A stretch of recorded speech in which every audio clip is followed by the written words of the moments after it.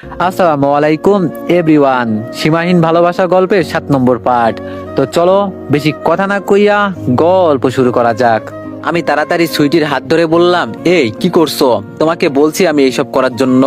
সুইটি বলল, ভালো হবে না স্যার, আমি বলে দিচ্ছি, আমাকে ছেড়ে দেন, নইলে কিন্তু খুব খারাপ হয়ে যাবে। সুইটির রাগ থামানো এখন আমার কঠিন হয়ে যাবে দেখছি। ওকে সবকিছু বলে এখন বিপদে আছি আমি। সুইটিকে টান দিয়ে কোলে নিয়ে নিলাম। এরপরও ও বলছে, আমাকে ছেড়ে দেন বলছি স্যার, নইলে আপনার খবর আছে কিন্তু বলে দিলাম। আমি আঙ্কেলকে ইশারা করে বললাম, আমি ওকে নিয়ে গেলাম রুমে, নাইলে ও পাগলামি করবে।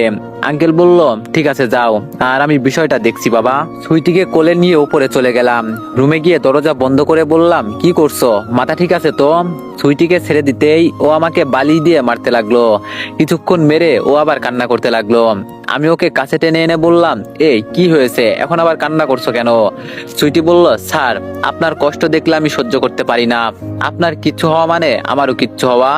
খুব ভালোবাসি আপনাকে স্যার, ওই মেয়ে আপনাকে মেরেছে, আমার সহ্য হচ্ছে না স্যার, আমি কি করব বলেন?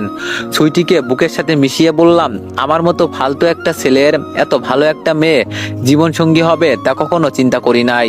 আমি তোমার কাছে হেরে গেলাম সুইটি, আমি তোমাকে ছাড়া থাকতে পারবো না, ভালোবেসে ফেলেছি সুইটি আমি তোমাকে। সুইটি আমাকে শক্ত করে জড়িয়ে ধরে বলল, স্যার যদি পারতাম আপনার সাথে মিশে যেতে তাহলে আমি তাই করতাম। আজকে আপনাকে কান্না করতে দেখে আমার বুকটা ফেটে যাচ্ছিল। মন চাইছিল আপনার সাথে যে ঝগড়া করেছে ওদের সব কয়টাকে খুন করতে।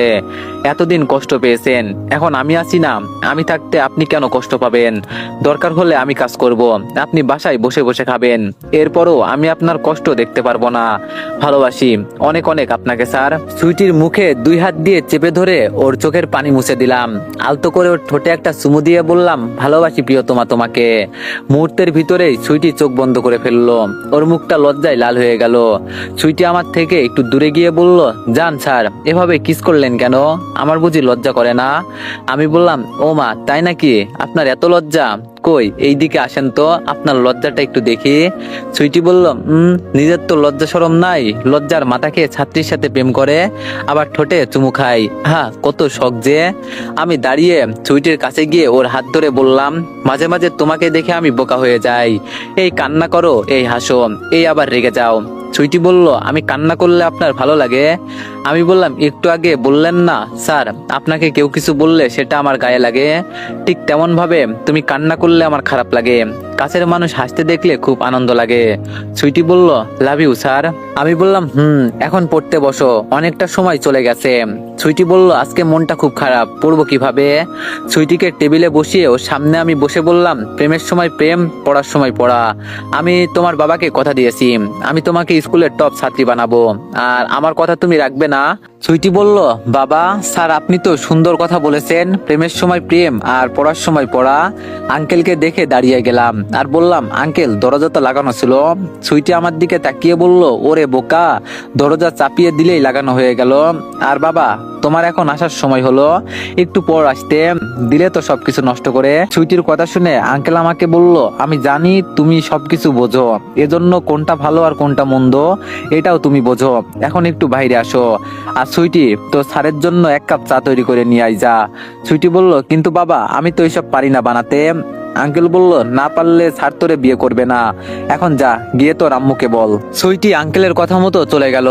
আমি আঙ্কেলের সাথে নিচে গেলাম। নিচে গিয়ে দেখি আমাদের অফিসের বস সবাই বসে আছেন। আমাকে দেখে বলল, বাবা এখানে আসো তো একটু, আমার মেয়ে কি না কি বলেছে, এজন্য রাগ করে চলে আসতে হয়, এখানে বসো। আমি স্যারের কথা মতো ওনার সামনে বসে বললাম, বলেন স্যার। স্যার বলল, মন খারাপ হয়েছে বুঝি তোমার? আমি বললাম, স্যার মন খারাপ হবে না কেন বলেন? আপনার মেয়ে আমাকে 2 টাকার চাকর বলে, আবার বলে আমি রাস্তার পোলাম। এইসব শুনে কারই বা খারাপ লাগবে না? স্যার বলল, আমার বেস্ট ফ্রেন্ডকে আমি কিভাবে অপমানিত করব বলো? আর অফিসটা কিন্তু আমার মেয়ের না। তুমি আমার অফিসে গিয়ে চাকরি করবে, ঠিক আছে? আমার মেয়ের সাথে কোনো কথা বলতে হবে না, আমি তোমাকে পুরোপুরি অধিকার দিলাম, যাও। আর হ্যাঁ একটা কথা, যদি অফিসে কোনো সমস্যা হয় তাহলে আমাকে বলবে, কোনো ঝগড়া করতে হবে না। এরই মাঝে সুইটি এসে সবার কাছে চায়ের কাপ দিয়ে স্যারকে বলল, উনি কে ভালো করে জানেন তো, আর কোনোদিন ওনাকে আপনার মেয়ে বা আপনি অপমানিত করেন তাহলে আমাকে কিন্তু কেউ আটকাতে পারবে না, এটাই মনে রাখবেন। আঙ্কেল সুইটির কথা শুনে বড়সড় একটা শক খেলো মনে হচ্ছে। আমি দাঁড়িয়ে সুইটির হাত ধরে বললাম, আপনারা মুরব্বীরা মিলে কথা বলেন, আমি ওকে গিয়ে পড়াই। আমি সুইটিকে নিয়ে উপরে যাচ্ছি, পিছন থেকে আঙ্কেল হেসে হেসে বলছে, এই ছেলে আমাদের বাসার ভবিষ্যৎ জামাই বুঝলে, আর এজন্য আমার মেয়ে খেপেছে। সুইটিকে নিয়ে ওর রুমে চলে গেলাম, চেয়ারের মাঝে বসে বললাম, অনেক হয়েছে কথা, এখন পড়তে বসেন। সুইটি বলল, স্যার আপনার শুধু পড়া আর পড়া, কই একটু ভালোবাসা দিবেন তা না করে। আমি বললাম, মার খেতে চাও তুমি? সুইটি বলল, আপনি আমাকে বুঝি মারতে পারবেন? এই কথা বলে সুইটি ওর মুখ আমার দিকে এগিয়ে দিয়ে বলল, দেখি এখন আমাকে মারেন তো, আমিও দেখতে চাই আপনি আমাকে কিভাবে মারেন। সুইটির মাথায় টুকা দিয়ে বললাম, এত পাকনা পাকনা কথা কেন বলো তুমি? হ্যাঁ। সুইটি বলল, স্যার আপনাকে দেখলে যে অনেক কিছু বলতে মন চাই। আমি বললাম, আমি তোমাকে কখনো বলবো না যে আমি তোমাকে ভালোবাসি না, কিন্তু সব সময় এক জিনিস নিয়ে পড়ে থাকলে হবে না। আমি আগেই বলেছি, পড়ার সময় পড়া, প্রেমের সময় প্রেম। আমি কি বললাম বুঝতে পারছো তো তুমি? এখন কি তুমি পড়বে নাকি আমি চলে যাব? সুইটি মন খারাপ করে বলল, আচ্ছা ঠিক আছে স্যার, যতই হোক আপনি আমার ভবিষ্যৎ স্বামী, আপনার কথা তো শুনতেই হবে। আমি এবার মনোযোগ সহকারে সুইটিকে পড়াতে লাগলাম। ওকে পড়ানো শেষ হতেই বললাম, তো ম্যাডাম এখন কি আমি যেতে পারি বাসায়? সুইটি বলল, স্যার এই পৃথিবীতে আমার মা বাবা ছাড়া কেউ নেই, ছোট থেকে আমি আমার বাবা মায়ের কথা কখনো অমান্য করি নাই। আপনি এখন আমার বাবাকে জিজ্ঞেস করবেন আমাদের প্রেম মেনে নেবে কিনা। এমনও তো হতে পারে আমার বাবা রাগ করে তখন আপনার সাথে এই কথা বলেছে। আমি বললাম, আচ্ছা এই নিয়ে চিন্তা করতে হবে না, আমি কথা বলবো আঙ্কেলের সাথে। সুইটি বলল, স্যার আমি কখনো যে এইসবে জড়িয়ে যাব ভাবি নাই, আমার বাবা মাকে যে আমি কষ্ট দিতে পারবো না। আমি বললাম, এত যেহেতু এইসব চিন্তা করো তাহলে আমাকে ছেড়ে দাও, তোমার মায়ায় আমি পড়ি নাই যে এমন কথা নয়, তবে আমি কখনো আঙ্কেলের সাথে বেইমানি করতে পারবো না। আবার এই বিষয় নিয়ে কথা বলছো তোমরা? আর সুইটির বাবা তো তখন বলল, উনি তোমার আম্মুর সাথে পরে এই বিষয় নিয়ে কথা বলবে। তাহলে আবার একই বিষয় নিয়ে আন্টিকে দেখে আমরা চুপ হয়ে গেলাম। তবে সুইটি আমার দিকে অগ্নিদৃষ্টিতে তাকিয়ে আছে, কিছু হবার আগে এখান থেকে কেটে পড়াই ভালো। আমি এবার দাঁড়িয়ে বললাম, তো আন্টি এখন আমি চলে যাই, এমনি অনেকটাই রাত হয়ে গেছে। আন্টি বলল, এখন যেতে হবে না, খেটে যাও। কিন্তু কে শোনে কার কথা? সুইটি যেভাবে আমার দিকে তাকিয়ে আছে, কিছু বললে এবার আমাকে মেরে ফেলবে ও। আঙ্কেলের থেকে বিদায় নিয়ে বাসায় চলে গেলাম। তবে একটা চিন্তা দূর হয়েছে যে এখন আমার এইসব বইগুলো পড়তে হবে না। যেখানে অফিসের মালিক আমাকে বলে গেল যে ওনার মেয়ের কথা শুনতে হবে না, সেখানে কে কি বলবে তা আমি দেখে কি করব। রাতে খাবার খেয়ে ঘুমিয়ে গেলাম। কিন্তু কিছুক্ষণ পর সুইটি এসে আমাকে ঘুম থেকে তুলে বলল, ওই বেবি তাড়াতাড়ি রেডি হয়ে নাও, আমরা এক জায়গায় বের হব। সুইটির কথা শুনে আমিও রেডি হয়ে নিলাম, কিন্তু বাসায় আমি আম্মু বা মাই কাউকে দেখতে পাচ্ছি না। সুইটি আমাকে বাসা থেকে বের করে আমার চোখ বেঁধে দিল আর বলল, আমি তোমাকে খুব সুন্দর একটা জায়গায় নিয়ে যাব, কোনো কথা বলতে পারবে না। জায়গাটা যদি পছন্দ হয় তাহলে কিন্তু আমার একটা লিপ কিস চাই, ঠিক আছে? গাড়ি তার আপন গতিতে চলতে লাগলো বুঝতে পারছি, কিন্তু সুইটি আমার চোখ বেঁধে দিয়েছে, এজন্য আমি কিছু দেখতে পারছি না, শুধু অনুভব করতে পারছি। যখন সুইটি আমার চোখ থেকে কাপড় সরিয়ে নিল তখন দেখলাম আমরা একটা জঙ্গলের রাস্তা ধরে ভিতরে চলে আসছি, আর এক সাইডে গাড়ি রেখে সুইটি আমাকে নিয়ে জঙ্গলের ভিতরে চলে গেল। ও আমাকে টেনে ভিতরে নিয়ে যাচ্ছে, এর মাঝেই আমি ওর হাত ধরে বললাম, তাই আমরা এখানে কি করতে এসেছি বেবি? সুইটি আমার মুখে হাত দিয়ে বলল, এখানে কেউ আমাদের বিরক্ত করবে না, এখানে আমরা কিছুক্ষণ একাকিত্ব সময় কাটাতে আসছি, আজকে কেউ আমাদের বিরক্ত করবে না। সুইটির হাত ছড়িয়ে দিয়ে বললাম, এইসব করা ঠিক না বেবি, চলো আমরা বাসায় যাই। আচমকা পিছন থেকে কয়েকজন ছেলে এসে আমাকে চেপে ধরলো, আর ছেলেগুলো হাসতে হাসতে বলল, ভালোই হলো, শিকারী নিজেই আমাদের হাতের মুঠোয় এসে গেছে, আজকে বেশ এনজয় করতে পারবো। এই কথা বলে 3-4টা ছেলে সুইটিকে আঁকড়ে ধরলো। ছেলেগুলোর মাঝে আমি বাড়িওয়ালার ছেলে আবিরকেও এই কথা বলে 3-4টা ছেলে সুইটিকে আঁকড়ে ধরলো। ছেলেগুলোর মাঝে আমি বাড়িওয়ালার ছেলে আবিরকে দেখে বললাম, ভাইয়া ও আমার একমাত্র গার্লফ্রেন্ড, ওকে ছেড়ে দিন প্লিজ। আমার কথা শুনে আবির হাসতে হাসতে বলল, ছেড়ে দিব মানে? প্রশ্নই ওঠে না। সুইটি চিৎকার করে বলল, আমাকে এখান থেকে নিয়ে যাও প্লিজ, আমি তোমাকে ছাড়া আর কারোর সাথে এইসব নিষিদ্ধ সম্পর্কে জড়াতে পারবো না, প্লিজ আমাকে বাঁচাও। আমি সুইটির কথা শুনে চিৎকার দিয়ে বললাম, আবির ভাইয়া প্লিজ ওকে তুমি ছেড়ে দাও, ওর কিছু হলে আমি বাঁচবো না, প্লিজ ভাইয়া প্লিজ। এরই মাঝে আমার মুখের উপর পানি পড়লো আর আমি লাফ দিয়ে বিছানা থেকে উঠে গেলাম। তার মানে এতক্ষণ আমি স্বপ্ন দেখতেছিলাম? আমার পুরো শরীর একদম অবশ হয়ে গেছে, ভয়ে আমার শরীর একদম ঘেমে একাকার হয়ে গেছে। মাই হাসতে হাসতে বলছে, কিরে ভাইয়া, আরো পানি দিতে হবে তোরে? ঘুমের মাঝে এইসব কি বলিস? ওকে ছেড়ে দাও প্লিজ। কি সব উল্টাপাল্টা বলিস? আমি বললাম, তাই বলে তুই আমার মুখের উপর পানি দিবি? মাহি বলল, পানি দিয়েছি, বেশ করেছি, সেই কখন থেকে ডেকে চলেছি, তোর ঘুম ভাঙার খবর নেই। আর একটা কথা, আমি তোর মানিব্যাগ থেকে টাকা নিয়েছি, এখন আমি স্কুলে গেলাম, তুই উঠে রেডি হয়ে নে। মায়ের কথা শুনে বিছানা ছেড়ে উঠে ওয়াশরুমে চলে গেলাম। আমি অনেকের মুখ থেকে শুনেছি যে মানুষের দেখা স্বপ্ন নাকি মাঝে মাঝে সত্যি হয়ে যায়। এই কথাটা ভেবে একটু কেমন যেন লাগছে। তবে ধুর, এইসব ফালতু কিছু চিন্তা করার সময় আমার কাছে নেই। ফ্রেশ হয়ে টেবিলে গিয়ে বসতেই আম্মু বলল, বাবা তোরে একটা কথা বলতে চাইছি। আমি বললাম, বলো আম্মু, কি বলতে চাও? আম্মু বলল, বলছিলাম কি, বিয়ে তো করতেই হবে, এজন্য আমি বলি কি। আমি বললাম, বুঝেছি, তোমার বোন তোমার কানে কানমন্ত্র দিয়েছে, তাই তো?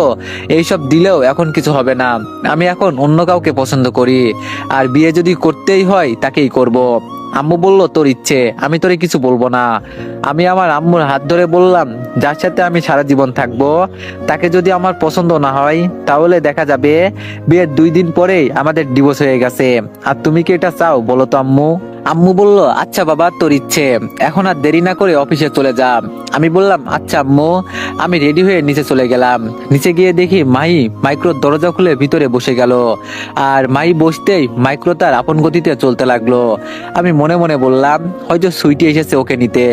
ভালোই হলো, আমার জায়গা তো সুইটি আমার দায়িত্ব পালন করছে। আমিও একটা রিক্সা নিয়ে অফিসের দিকে রওনা দিলাম। অফিসের সামনে এসে দেখি 3 মিনিট লেট হয়ে গেছে। দৌড়ে লিফটের দরজার কাছে চলে গেলাম। লিফটের দরজা বন্ধ করব, এমন সময় আমাদের অফিসের ম্যানেজার প্রিয়া ম্যাডাম ভিতরে চলে আসলো। প্রিয়া ম্যাডামকে দেখে মনে মনে বললাম, যেই না চেহারা, কুত্তাই দেয় না পাহারা, আবার এই রূপ নিয়ে কত অহংকার, ভাব দেখে এবার বাঁচি না। লিফটের দরজা বন্ধ করে আমি এক কোনায় গিয়ে দাঁড়ালাম।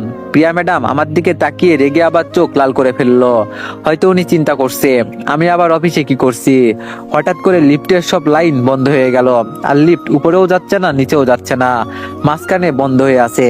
লিফট বন্ধ হতেই প্রিয়া ম্যাডাম দরজায় জোরে জোরে ধাক্কা দিয়ে বলছে, ওই বাইরে কেউ আসো, আমাদের বের করো প্লিজ, আমরা ভিতরে আটকা পড়ে গেছি। আমি নিচে বসে মনের সুখে গান গাইতে গাইতে বললাম, ফাঁদে পড়িয়া বোগা কান্দে রে। প্রিয়া ওর ফোনের লাইট জ্বালিয়ে আমার দিকে রেগে তাকিয়ে বলল, ছোট লোকের বাচ্চা, লিফটের দরজা না খুললে নিচে বসে মজা নিস, একবার এখান থেকে বের হলে তোর কি হবে জানিস তো? আমি দাঁড়িয়ে সাথে সাথে প্রিয়া ম্যাডামকে দেয়ালের সাথে চেপে ধরে বললাম, এখন কই আসোস জানিস তো? চাইলে আমি তো শরীর থেকে সব কাপড় খুলে কি করতে পারি, তুই শত চেষ্টা করলেও আমার সাথে পারবি না, এত রূপের অহংকার দেখাবি না। যদি এখন উল্টাপাল্টা কিছু করে ফেলি তাহলে কাউকে আর মুখ দেখাতে পারবি না। আর এই চেহারা নিয়ে এত অহংকার, তোর থেকে তো আমার ওইটাও বেশি সুন্দর আছে। আরে আমি তোরে বলছি আমাদের বাসার কাজের ছেলের কথা, তোর তো আবার মন ভালো না, পরে নেগেটিভ কিছু মনে করবি, ফালতু মেয়ে, দূরে যা। প্রিয়া ম্যাডামকে ছেড়ে আবার আমি এক কোনায় গিয়ে দাঁড়ালাম।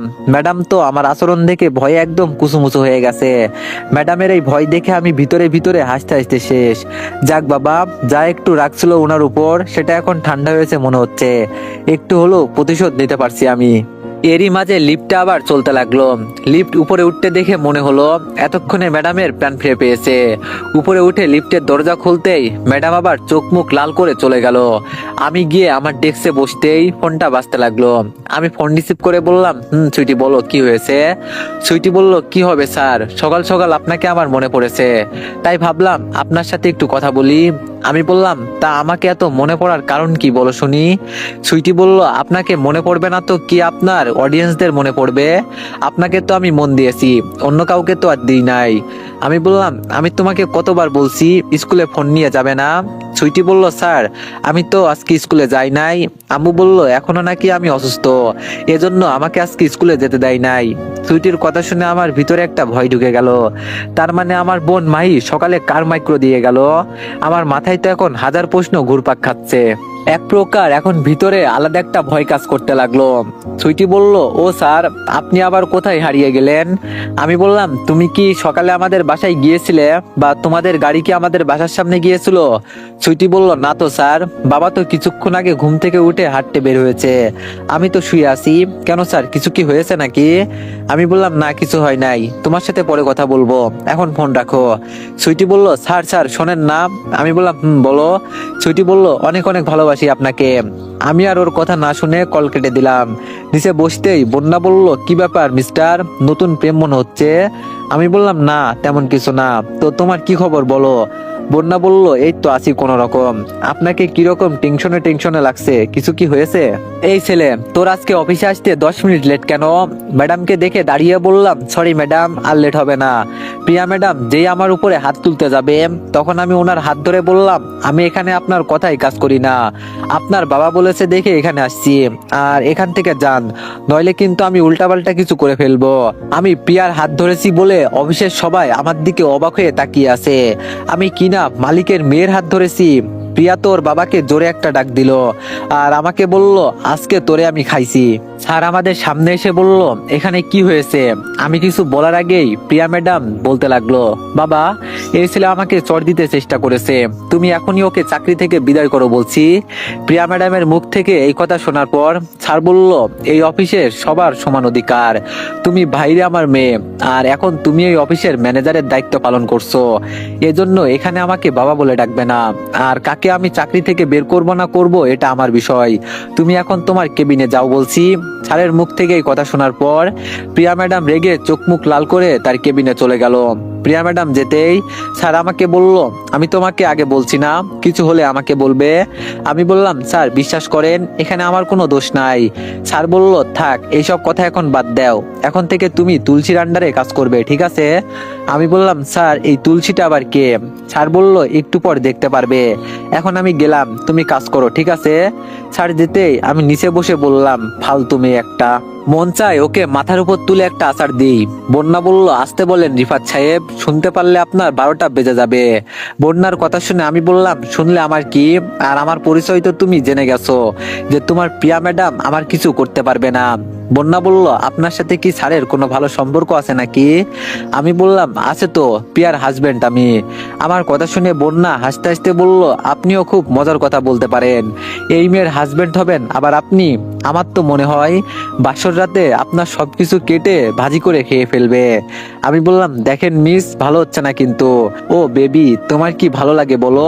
ইস তোমার কি বডি, আমি তো দেখেই পাগল হয়ে গেছি। চলো না আমরা ওই রুমে গিয়ে একটু সময় কাটাই। আমি দাঁড়িয়ে আমার শরীর থেকে মেয়েটার হাত সরালাম।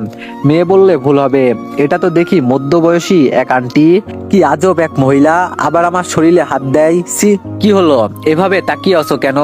আমি বললাম, জি আন্টি, আপনি কে? আপনাকে তো আমি চিনলাম না। যাও, আমাকে আন্টি বলবে না, আমি কি দেখতে তোমার আন্টি লাগি? আমাকে ভাবি বলে ডাকবে, শুধু ভাবি, নইলে তোমার জন্য তুলসী, তুলসী বলে ডাকবে আমাকে। আমি এবার চেয়ারে বসে বললাম, ও তার মানে স্যার আপনাকে এখানে পাঠিয়েছে আমাকে কাজ শেখানোর জন্য? তুলসী বলল, এই তো বুঝে গেছো তুমি। আচ্ছা স্যার আমাকে ডাকছে, দেখি উনি কি বলে, পরে আমরা একাকিত্ব সময় পার করব। তুলসী ভাবি যেতে আমি বললাম, কিরে বন্যা, এই জিনিস আবার কোথা থেকে আমদানি হয়েছে, কেমন যেন গায়ে পড়ার স্বভাব আছে ওর। বন্যা বলল, এই মেয়ের চরিত্র এমনই, কয়েকদিন থাক, পরে মজা দেখতে পারবি এটা কি জিনিস। হঠাৎ আমার নজর গেল বন্যার ওয়ালপেপারের উপর। আমি এটা দেখে বললাম, কিরে, ফোনের সামনে কার পিক সেভ করলি, কেমন যেন চিনা চিনা লাগছে। বন্যা ফোনটা আমার সামনে ধরে বলল, আমার নতুন বয়ফ্রেন্ড, কয়েকদিন হলো ওর সাথে আমার সম্পর্ক হয়েছে, দেখতো তোর পছন্দ হয় কিনা। বন্যার দেওয়া পিকটা দেখে আমার হাত পা কাঁপতে শুরু করলো। এটা তো আমাদের বাড়িওয়ালার ছেলে আবিরের পিক। আবিরের পিক দেখেই আমার মায়ের কথা মনে পড়ে গেল। আমার ভিতরে কেমন যেন একটা ভয় কাজ করতে লাগলো। আচ্ছা আবির কি ভালো ছেলে নাকি? ও আবার। বন্যা বলল, কিরে তোর কিছু হয়েছে নাকি, কাজ করবি না? আমি বললাম, ও হ্যাঁ, আমার তো কাজ করতে হবে, মনেই ছিল না, ধন্যবাদ তোরে। বন্যা বলল, তা বললি না আমার বয়ফ্রেন্ড কেমন? আমি বললাম, ভালো ভালো, খুব ভালো, আমার দেখেই পছন্দ হয়ে গেছে। বন্যা বলল, আরে এটা তো আমাদের অফিসের পাশে যেই একটা জঙ্গল আছে না, সেটাই তো। আমি বললাম, কেন, কি হয়েছে? বন্যা বলল, আর বলিস না, একটা মেয়েকে জঙ্গলের পাশে মেরে রাখা হয়েছে। আমি বন্যার হাত থেকে ফোনটা নিয়ে ভালো করে দেখতে লাগলাম, কিন্তু মুখটা কোনোভাবেই দেখা যাচ্ছে না। তবে মেয়েটার নাম দেখে আমার কলিজা কাঁপতে লাগলো। মেয়েটার নাম হলো মাহি। নামটা দেখেই আমি অফিসের ভিতর থেকে দৌড়ে বের হতে লাগলাম।